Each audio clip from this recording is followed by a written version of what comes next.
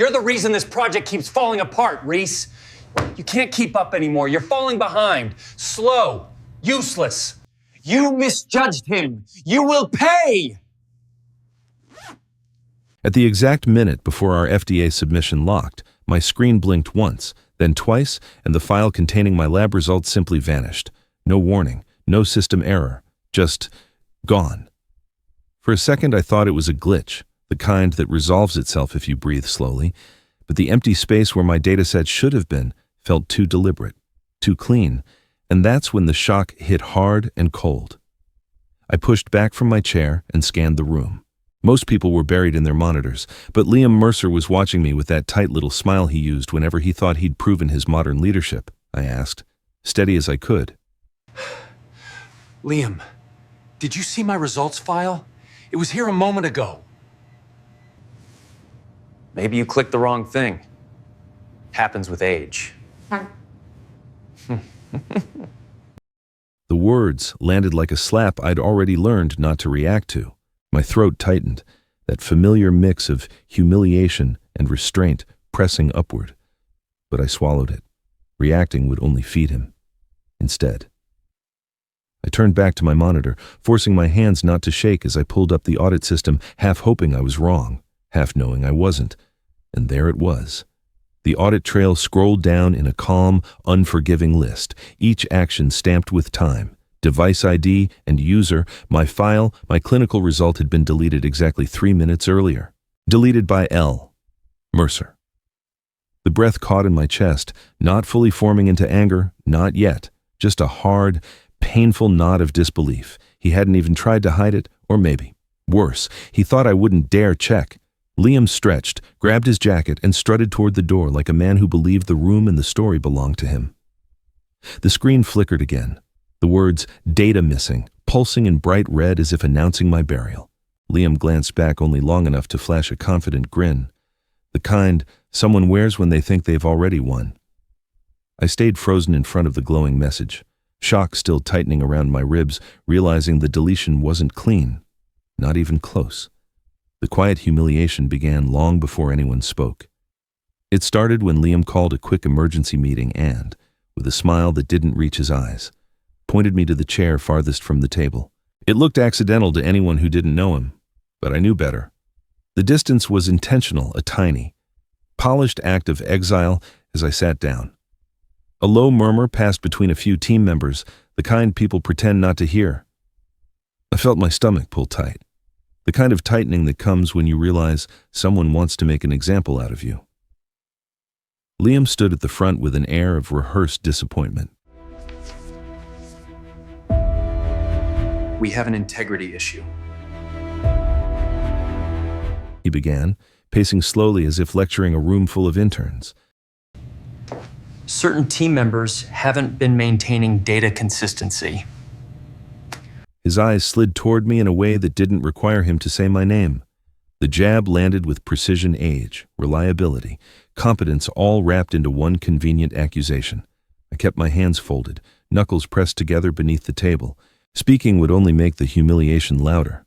The room felt smaller with every word he delivered, each sentence implying that I had somehow become the weak link in a project I had practically carried through its first year. Twinnock washed over me. Quiet, but heavy. No one defends you when the person with the title paints you as the liability he's already decided you are. And this, Liam continued, lifting a printout. And this is why we nearly submitted corrupted data to the FDA. The emphasis on someone made a few heads turn. I stared at the table edge, willing myself not to react. Then, from my right, a whisper, barely louder than breath. You don't need to say a thing. The audit log already did. It was Ben, one of the lab technicians. His voice carried no pity, just a simple statement of fact, and it hit me harder than any accusation Liam had thrown. People knew. They weren't fooled. The truth hadn't disappeared just because Liam wanted it to. The meeting dragged on, Liam feeding the narrative while the team exchanged small, uneasy looks. The humiliation didn't fade, but something shifted underneath it, a cooling, a narrowing of focus. I started listening less to his monologue and more to the quiet stillness forming in my chest, when Liam finally dismissed the room. I walked out feeling hollowed but strangely steadier. Being pushed to the edge had stripped something away, the need to defend myself. They had already seen what he'd done, and as I stepped into the hallway, the humiliation began settling into something colder, sharper, more controlled, something that would not stay quiet for long. Don't speak up unless you've seen enough to suspect otherwise. Suspicion crept in slowly, settling in the space between my ribs as I reopened the system after that humiliating meeting. I told myself I was only double-checking, that maybe the file deletion had caused some temporary misalignment, nothing more, but experience has a way of whispering truths you don't want to hear, and as I navigated into the chain of custody interface, that whisper grew sharper, more precise, until it pressed against the back of my mind. The first mismatch appeared like a hairline crack. The sample identifier linked to my test didn't align with the timestamp produced by the instrument. It was off by exactly 9 minutes, an eternity in a controlled workflow. At first I wondered whether someone had simply mislabeled the entry, but the deeper I dug, the more impossible that explanation became. Each step in the custody chain had its own digital fingerprint, and one of them had been smudged badly. I leaned closer to the monitor, letting the disbelief fade into something steadier. The audit trail still listed Liam's deletion, but now I could see the consequence of it spreading through the system. Removing my file hadn't erased the data's existence, it had snapped the chain, leaving a gap the size of a canyon. Any FDA reviewer would spot it immediately. In fact, the system itself was designed to send an automatic alert whenever a timestamp mismatch of this scale appeared. The suspicion that had been tugging at me solidified into certainty. Liam thought he had buried my results, but all he had done was trigger the most unforgiving part of the compliance architecture. I didn't need to chase him, confront him, or build a case. The system would do the heavy lifting for me. All it required was one action, one that carried no emotion, no retaliation, just protocol. I opened the deviation report form, the cursor blinking with a kind of clinical patience. The coldness settling inside me was not anger, but clarity, an understanding that the explosion to come would not be mine to ignite. I only had to record the truth timestamp mismatch, chain broken, file missing. The rest belonged to the FDA. And they were far less forgiving than I could ever be.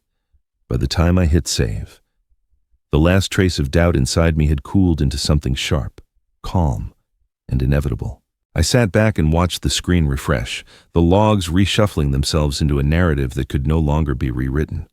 The mismatch wasn't just a technical flaw, it was a wound in the dataset, one that would pulse visibly the moment the FDA system scanned it. For a moment, I imagined Liam still bragging somewhere in the building, convinced his deletion had erased both the data and me. But the truth was already in motion, humming quietly beneath the interface. I realized then that cold clarity was its own form of power. I didn't need to rush. All I had to do was let the system deliver the consequence he had authored. This paragraph explains everything you are about to hear. The email arrived long after I thought the day had ended. I was sitting alone in my apartment, the kind of late-night silence that feels heavy rather than peaceful. When my phone buzzed with a notification, at first I assumed it was another automated reminder from work, the sort that clings to your evening like static. But when I saw the subject line, my breath caught somewhere high in my throat.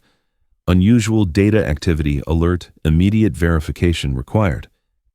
For a moment I simply stared at the screen, unsure whether fatigue was twisting the words into something they weren't. The FDA didn't contact individuals lightly, and they certainly didn't bypass company channels unless something had gone very wrong.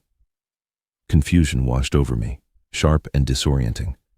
As I opened the message, inside was a formal request for verification tied directly to the mismatched timestamps I had reviewed earlier.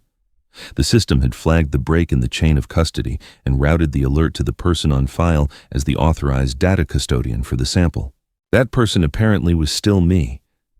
I read the line twice, then a third time.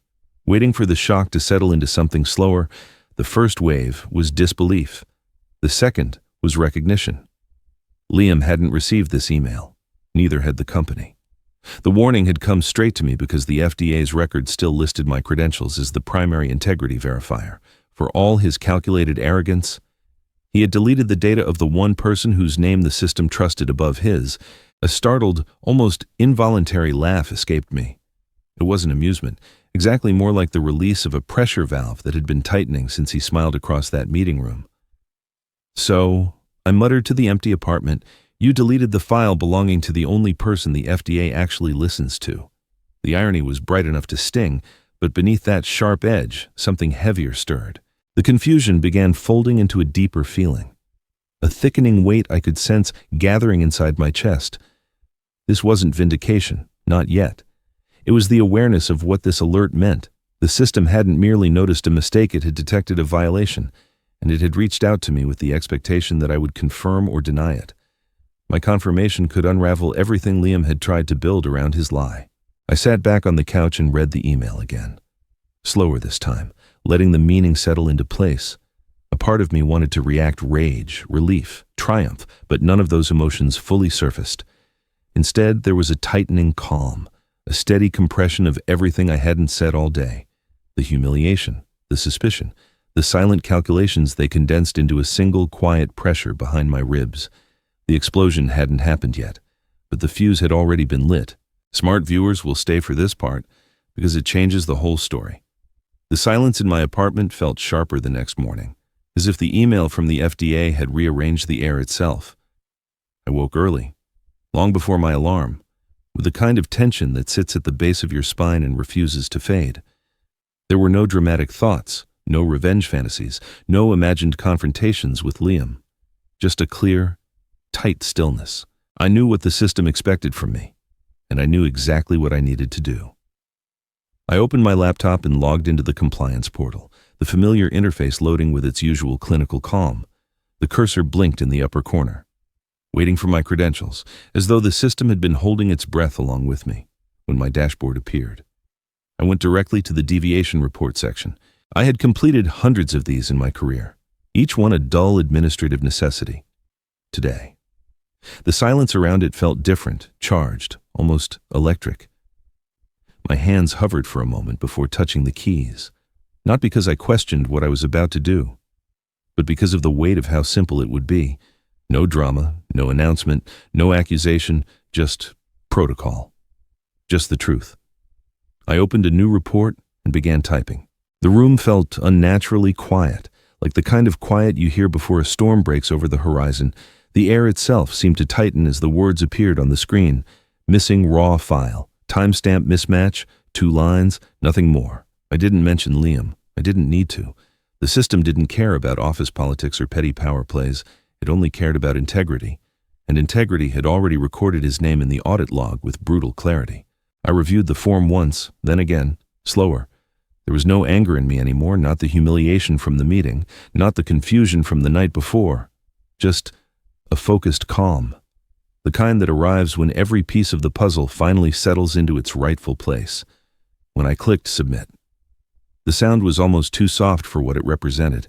A single, gentle tap of my finger. No fanfare, no thrill. Just the completion of a required step.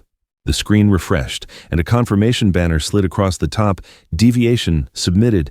Integrity review initiated. That tiny confirmation triggered a sequence I knew well: an automatic integrity hold, an immediate flag sent to the FDA review system, and a freeze on every file linked to the affected dataset. A storm gathering miles away, silent but unstoppable, already on its way.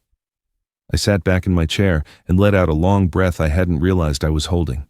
The tension in my chest loosened, replaced by something steadier. Resolve, not vengeance, not satisfaction, just a quiet certainty that whatever came next would come because the truth had been allowed to surface. The storm was coming. And for the first time, I didn't feel a need to run from it. The collapse began in the middle of the night, long before anyone at the company understood what was unfolding. I woke at 2 o'clock in the morning to the sharp buzz of my phone vibrating against the nightstand. At first, I ignored it, assuming it was another system reminder or some late-night sync notification. But the vibration came again, longer this time, followed by the unmistakable chime of a high-priority message. I reached for the screen with a sense of tension already tightening across my shoulders. The subject line snapped me fully awake. FDA submission suspension, immediate action required. And beneath it, in smaller text that almost felt sarcastic, CC Reese Dalton. I opened the message, and the full weight of it hit immediately. The FDA had issued an overnight integrity hold on our entire submission. The status update displayed in stark, clinical lines submitted, on hold, Integrity failed. The system had moved through all 3 states within minutes, like a row of dominoes falling in perfect, brutal sequence. My pulse kicked, not from fear, but from the sheer intensity of the moment. 18 months of work meetings, experiments, validations, corrections frozen in an instant, and all because one person had believed he could tamper with the chain of custody without anyone noticing. Somewhere across the city. Liam was waking up to the exact same email. I imagined him grabbing his phone, squinting at the subject line, and then realizing what it meant. The panic would have hit fast. He had no idea the FDA tracked me directly. He had no idea the alert system still routed through my credentials, and he definitely had no idea his late-night deletion had triggered the automated collapse. I didn't hear him scream, but I could picture it clearly, sharp enough to almost echo. Minutes later, my inbox pinged again, another automated update confirming that no supplemental files could be accepted, no corrections uploaded, no explanations submitted. The chain of custody had been compromised at the source. That alone rendered the entire dataset unusable. Nothing could be salvaged. Not one chart, not one summary, not one test. The system had sealed it with the kind of finality only compliant software can deliver: quiet, absolute, and merciless. I sat up fully, the tension shifting into something that bordered on disbelief, not fear, not triumph, something in between, something stunned and slightly amused. I raised an eyebrow at the timestamp on the email and exhaled slowly. Oh, I murmured into the stillness of my apartment. That was fast. 18 months of Liam's posturing, shortcuts, speeches, and self-congratulation, all halted by a single automated judgment. He had broken the chain himself, and the FDA had simply followed the thread to its logical conclusion. And as I stared at the frozen status on my screen, a chom beam, almost bitter smile pulled at the corner of my mouth. It wasn't poetic justice, it was procedural justice, much colder. They called the meeting just after sunrise, the kind of emergency gathering that carries more dread than urgency. I walked in to find Liam already seated near the front, shoulders stiff, jaw clenched, a sheen of sweat on his forehead that he kept trying and failing to hide. He glanced at me for a split second before looking away, as if even my presence threatened the story he was scrambling to build. I took a chair near the back, calm, composed, cold. I didn't need to speak. The facts were already lined up like loaded evidence. Management entered with clipped steps, their expressions carrying the unmistakable weight of the FDA suspension email. "We need to determine the cause," the senior manager said flatly. Her tone held no room for excuses, no space for improvisation. Liam straightened as though preparing for a performance. I stayed still, hands folded, my silence sharper than anything I could have said. "It appears," Liam began, clearing his throat, "that we experienced a system malfunction. Something in the submission interface corrupted the data flow. That's why he paused, swallowed, continued. That's why the chain of custody report triggered an automatic failure, completely out of our control." His voice wavered slightly at the end, though he tried to mask it with a rehearsed nod. I didn't look at him. I kept my gaze low, neutral. The colder I grew, the more frantic he seemed to become. His explanation tangled around itself, each word betraying how desperate he was to outrun the truth. The room, however, wasn't buying it. People shifted in their seats, exchanging looks that were halfway between confusion and skepticism.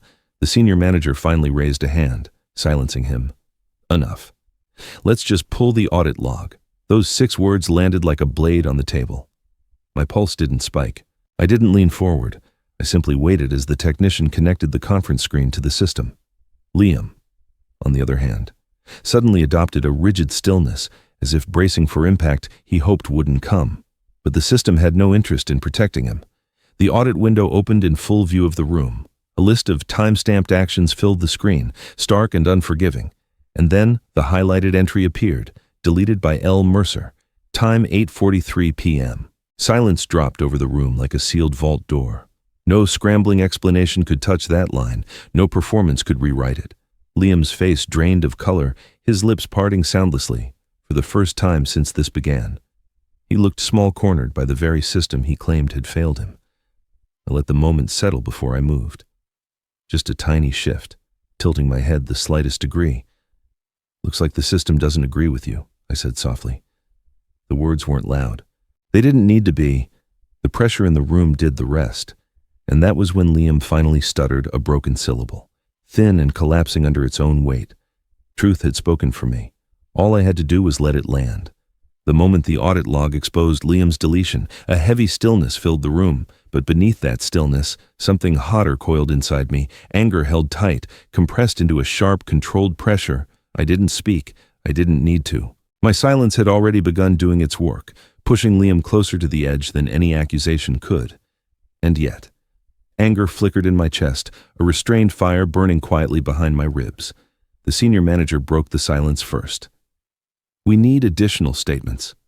Her voice cut through the tension, steady and methodical, for a long second. No one moved. Most of the team had spent months pretending Liam's arrogance was just leadership. But fear only protects a tyrant until the first crack appears. And now. The crack was wide enough for light to pour through. A chair scraped. Everyone turned as one of the lab engineers, Mason, usually quiet, slowly stood. His hands shook slightly, but his voice did not. I saw Liam delete the sample, he said clearly. I was right behind him. And he laughed afterward. The words hit the room like a dropped weight. Liam jerked upright. "That's a lie," he snapped. "You're covering for Dalton. He's trying to get back at me." His voice rose, brittle and strained. The panic beneath it was impossible to hide, but the dominoes had already begun to fall. Another technician spoke up, then another. Stories unspooled, small things everyone had ignored until now. Liam pressuring them to clean logs, insisting certain entries be rewritten to reflect optimal workflow, demanding timestamps be adjusted so his mistakes would disappear. Each confession landed with a dull thud, brick by brick dismantling the credibility he had wrapped himself in. The senior manager wrote everything down, eyes narrowing with each detail. The room, once so tense, now shifted into something colder, more clinical. A collective dissection of Liam's truth. And still, I said nothing. The anger inside me tightened further, but it didn't boil over. It sharpened. Liam attempted to salvage himself, scrambling for any thread left. "This is revenge," he insisted, voice cracking. "Dalton's manipulating all of you. He's angry because I questioned his performance. He jabbed a finger toward me. He wants to ruin my career." I finally moved, not to speak but to slide my phone onto the table, screen glowing with the email that had started it all. Unusual data activity alert, immediate verification required, sent directly to me by the FDA. A long breath passed through the room. I didn't look at Liam. I didn't have to. The truth hovered in the air, undeniable and absolute. His accusation collapsed under its own emptiness. The anger inside me cooled, not into forgiveness but into distance clean. Final distance. Something in me stepped away from all of it, from him, from the humiliation he'd tried to force on me. The submission hadn't failed because of me. It had failed because of the man who thought he could rewrite reality. And now, reality was writing him back. The morning after the credibility collapse felt strangely calm, like the quiet that lingers after a storm has swept through and taken everything unstable with it. I walked into the office without the usual knot in my stomach, moving with an ease I hadn't felt in months. There was no triumph in it, just a stillness, steady and unforced, the kind that settles in when the truth has already spoken for you.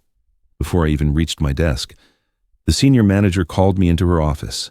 Her expression was composed, almost formal, but the decision was already written across her face.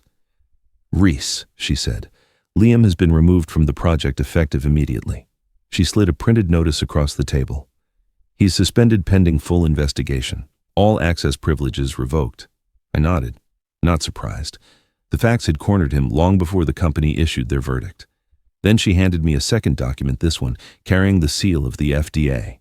"They've requested to work with you directly," she added. "No intermediaries, no alternate representatives." There was a pause, almost a respectful one. "They want you to provide the historical integrity records." A quiet breath left me. Not relief, not excitement, something softer, more grounded. I'd spent years ensuring data integrity, years upholding standards most people didn't even bother to understand.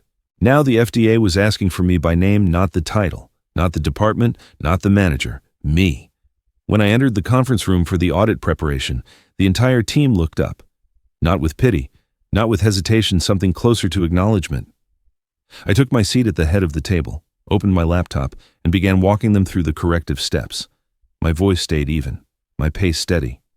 I wasn't performing or reclaiming anything. I was simply doing the job the way it was meant to be done. And they followed. All of them. Not because I demanded it, but because the truth had already shown them who had been holding the system together all along. Across the building. Liam sat alone in a separate office, locked out of every system he once bragged about controlling. His badge no longer opened the lab. His credentials returned only error messages. I didn't see him. I didn't need to. The silence around his absence was loud enough. The audit review continued through the afternoon. Every question the FDA had submitted was answered with clarity, every log and record retrieved with precision. When we finally wrapped up, the team waited, as if expecting something more. I stood, closing my laptop with calm finality. Integrity isn't outdated. Liam, I said, loud enough for the room in the hallway outside to hear, but your methods might be... It wasn't anger. It wasn't revenge. Just quiet power, delivered exactly where it belonged. The final letter from the FDA arrived on a quiet Thursday morning, the kind of morning that feels too ordinary to carry anything life-changing. I opened my inbox expecting routine updates, maybe a follow-up request or two. Instead, the subject line stood out in bold, unmistakable authority: final determination data tampering violation. For a moment, I just stared at it, a slow breath easing from my chest. The weight I'd been carrying for days loosened, slipping away like a knot finally untying itself. Relief, clean, grounding, undeniable settled over me. When I opened the letter, the words were precise, clinical, and devastating in their finality. Liam Mercer had been found guilty of unauthorized data manipulation, intentional deletion of raw clinical results, and interference with chain of custody documentation. The FDA had officially banned him from participating in any clinical research for 5 years. No appeal, no exception. His name was permanently recorded in the violation archive. I didn't feel triumphant at first, just free. Free from the gaslighting, the smirks, the dismissive comments that he thought would bury me. Free from the tension of waiting for the truth to land where it belonged. But the relief soon shifted into something sharper, brighter, almost electric. An hour later, the company held a mandatory meeting. Leadership didn't waste time to preserve our research license. They had terminated Liam effective immediately. No farewell speech, no staged apology, just a brief announcement and a closed folder. The room didn't celebrate. But the absence of resistance said enough. Everyone knew the truth now, and everyone knew why the submission had collapsed. Then the second announcement came, the one I hadn't expected. "Reese Dalton," the director said. "We'd like you to step in as data integrity lead for 3 upcoming projects. Your expertise has been recognized by the FDA, and we want these initiatives guided by your standards." For a moment, I couldn't speak. The irony of it all, the journey from having my data erased to being personally requested by the FDA, hit me in a single, powerful rush. The humiliation, the doubt, the quiet endurance, they all inverted into a surge of victory that felt both fierce and strangely peaceful. When the meeting ended, I stepped outside. Sunlight filtered through the hallway windows, catching the reflection of the FDA logo on my phone screen. I paused, letting the light settle over it. A small, sharp smile curved at the corner of my mouth. This was what winning looked like, not loud, not cruel, but honest and undeniable. If you've ever been dismissed, underestimated, or silenced at work, let my story remind you integrity is slow, but it is unstoppable. I'd love to know, where are you listening from right now? If this journey resonated with you, feel free to share your thoughts in the comments. Tap like, share the video with someone who needs it, and subscribe so you won't miss the next story. Your voice keeps this channel alive.